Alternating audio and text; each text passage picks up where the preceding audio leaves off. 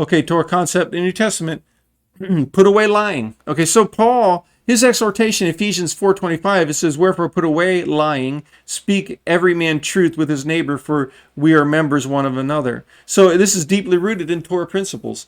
And the 5 books of Moses repeatedly command Israel to reject falsehood and uphold truth as the foundation of covenant life. So the Torah parallels to put away lying. First example, Exodus 20, verse 10, 10 Commandments, right? And it says, thou shalt not bear false witness against thy neighbor. So this is the most direct parallel on lying, especially in testimony. Lying is forbidden, okay?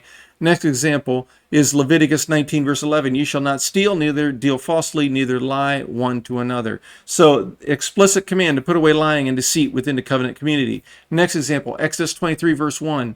And thou shalt not rise a false report. Thou shalt not rise a false report. Put not thy hand with the wicked to be an unrighteous witness. So the Torah forbids spreading lies or collaborating in false testimony.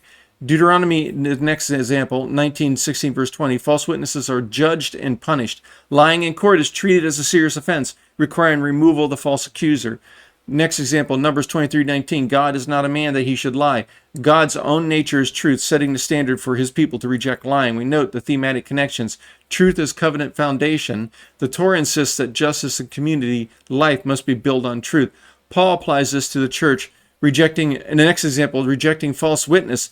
The Torah forbids false testimony. Paul broadens this to all forms of lying. Next example, community integrity. The Torah protects Israel's covenant integrity. Paul emphasizes unity in the body of Christ, the members of one another, he says.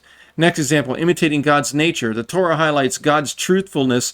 Paul calls believers to reflect that truth in speech. The Torah commands us to put away lying and false witness because the covenant life depends on truth, right? Paul echoes this principle in Ephesians 4:25, urging believers to speak truth to one another as members of Christ's body.